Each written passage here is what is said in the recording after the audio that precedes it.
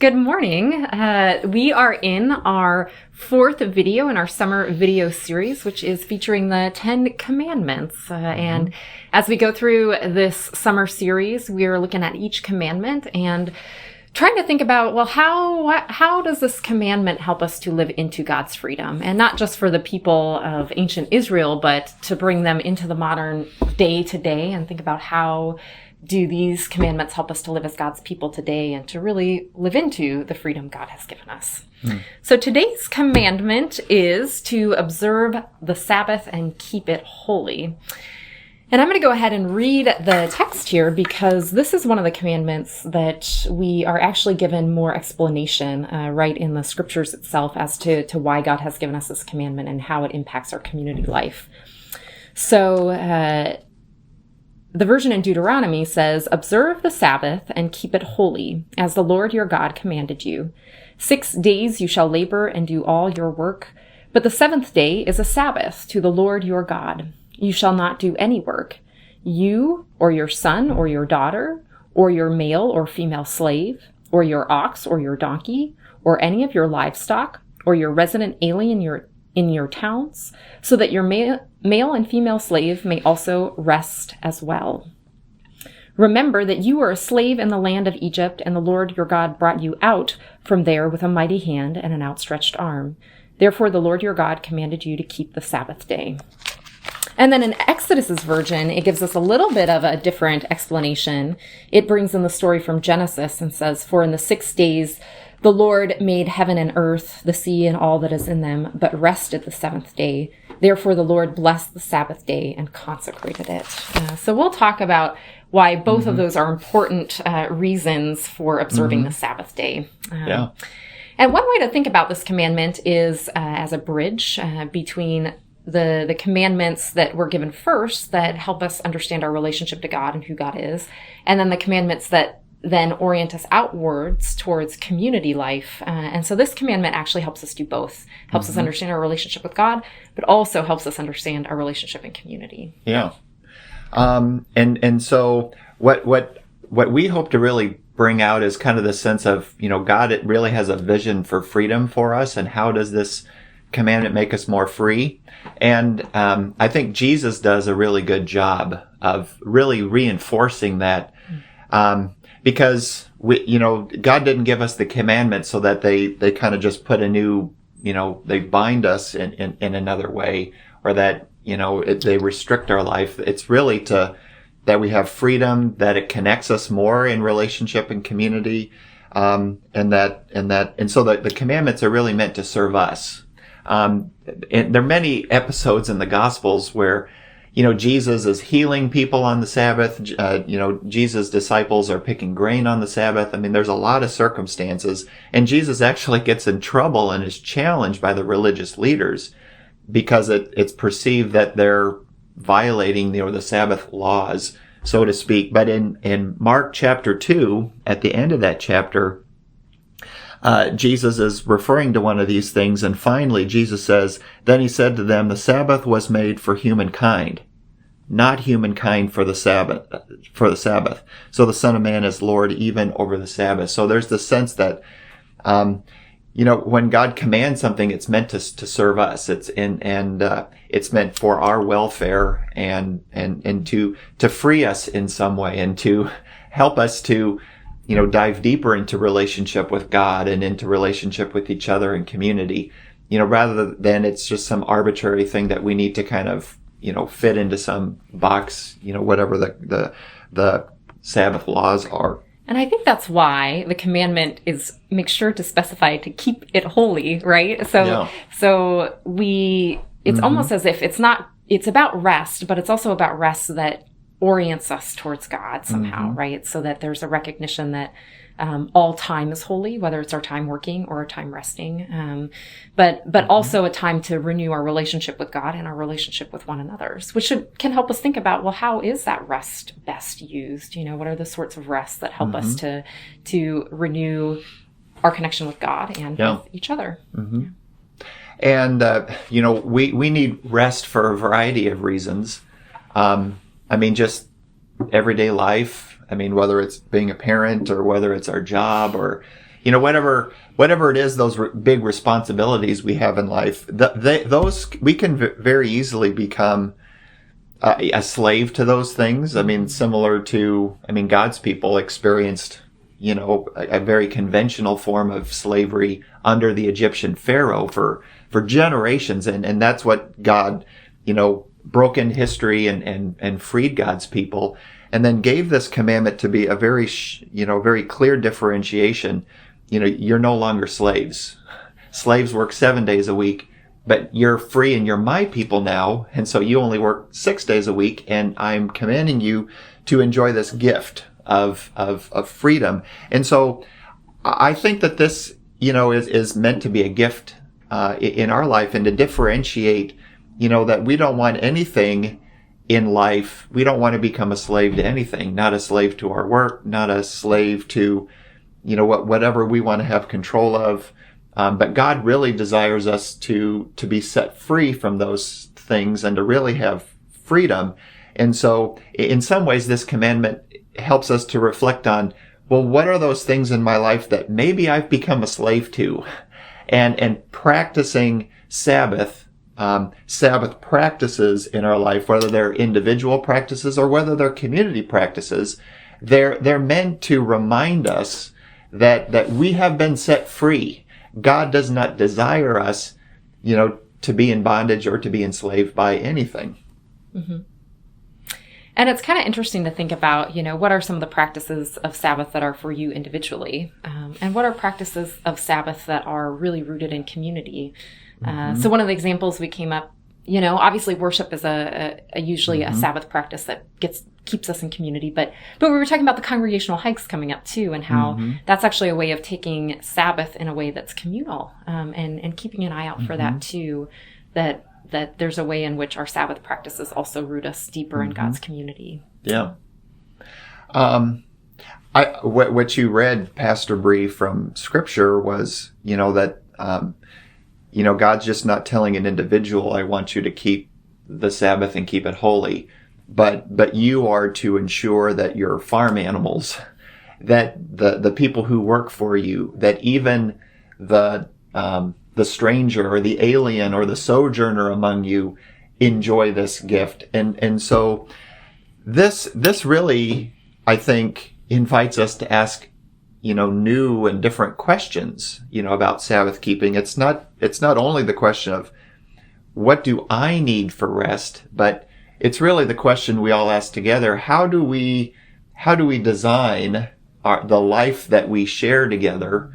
How do we design it so that it enables everyone to enjoy the gift of rest? So that it's not that some, get to enjoy a day of rest, but then others are still, either consciously or unconsciously expected to kind of continually work. But it's really this, we look out into our community. We even look to our neighbors, and how do we also provide the gift of Sabbath to them as well? Mm-hmm. Yep. It makes me think of, it does draw my attention to the people in our society who just may not get a chance to rest. I mean, for me, I think of the single mom who's working 2 jobs and trying to provide for her family. And so how do we, as a community that really does seek to create a world in which all people have the ability to rest, how do we help that single mom so that she can have rest to experience these rhythms that God calls us into? So it does. It expands our sight to take in the whole community. Yeah, it used to be that. Here in our country, there used to be these things called blue laws, and the blue laws, actually said that businesses are not allowed to do business. Stores have to be closed on Sunday. And so, on Sunday, then there wasn't much to do. People would go to worship. They would get together as family. And so that was I would say that was, that behind that was kind of this, how do we design Sabbath so not just some enjoy rest, but, everybody enjoy rest. Now, we don't have the blue laws. I mean, stores are open on Sunday, sports going on Sunday. I mean, everything is going on 7 days a week, 24 hours a day. So that it kind of begs the question then, how do we be more intentional about our Sabbath practices? Mm-hmm. I mean, both on an individual sense. I mean, I think we need to, kind of ask ourselves, well, how am I going to be intentional about having a Sabbath practice in my life? But I think we should also be asking, well, but in our family, is there a way that we can practice and experience Sabbath together as a family? But also here at Mountain View in a congregation, how do we experience Sabbath together as a community? Because I think, experiencing rest and Sabbath as an individual is one experience, but it's quite a different experience. And I would even say a more rich and fuller experience when we experience rest and keeping it holy together. Mm-hmm. And that's why I think coming to worship is important. That's why I think, community is important. But how can we design and expand practices of Sabbath to include more and more and more people? And maybe we need to kind of start small and then kind of build out from there, since we live in a 24/7 world. Yeah, absolutely. I think some of you have probably heard of Walter Brueggemann's book, Sabbath as Resistance. And that too ties back to that concept of the people having been slaves in Egypt. And there was just in slavery the Pharaoh pushed for this ever continual sense of production, right? That the people had to be endlessly productive. And I think that's at the heart of how Sabbath too is a way of resisting at times the culture, putting up boundaries and saying that's not what we're about as a people. And so to bring that into our lives today, well, there's a lot of things that push at us and demand for our attention or demand ever more productiveness. I think of, consumerism can kind of take over, that we continue to consume. And that means that there has to be continual production to meet all the needs of everything we're consuming. So what might a Sabbath from like shopping or consumption look like? Or even, our technology and how much of our attention it demands. What about, some people take a Sabbath from technology, that when they're not working, they truly set aside, all forms of technology for a day.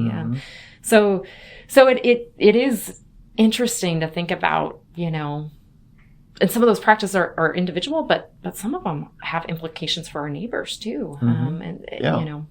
They're a way that we can, if there's things out in the world that really kind of upset us, and we feel that this is hurting people, this is hurting the fabric of our society.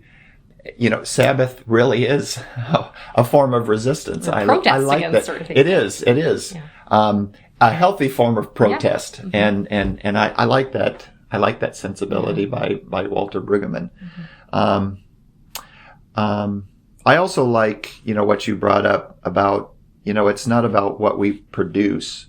And I think as Lutherans, Sabbath keeping is really a way to kind of reaffirm, our commitment to, to our idea of grace, that we're saved by grace apart from works of the law. And this idea that we always have to be productive, or, we have to justify ourselves by, how much work we do or what we're able to accomplish.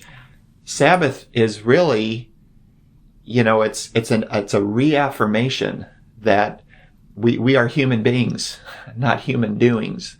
And so I think we constantly need that reaffirmation and that reminder, of, God is a God of grace, and maybe we don't have to be productive all the time. I need that. I feel like as a young mom right now, I feel like a human doing rather than a human being. Sometimes, it's just there's something that fills every second of the day. There's something that needs attention and care for, and Well, so our encouragement, we shared earlier in the video.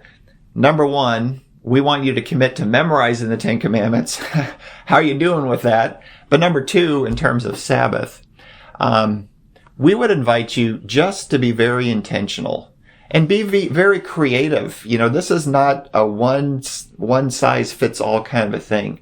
But what is a Sabbath practice? Maybe it is a digital Sabbath. You know, maybe you're just going to pick one day and say, you know, I'm just going to put my phone down and live life and, you know, connect with people.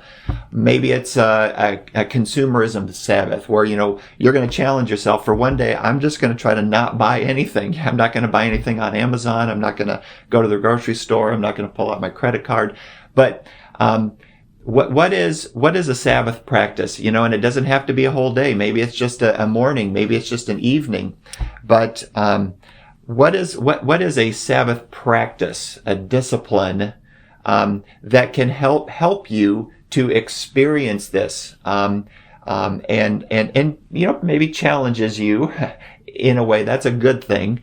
And how can you invite others to participate in resting and Sabbath keeping together? Maybe it's a friend. Maybe it's someone here in your congregation. Maybe it's a family member that you want to join. And maybe it's, you know, just going on a walk, committing yourself to walking with someone, and you're not going to put the earbuds in or anything, but it's going to be a very restful kind of an experience.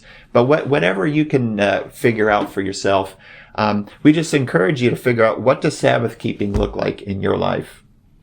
So thank you for joining us again for our commandment summer video series. We'll have another video next week. If you liked the video, please like it on YouTube. If you found this valuable and you think someone else would find this valuable, please share it. But again, thank you for watching, and hope that you'll join us again next week.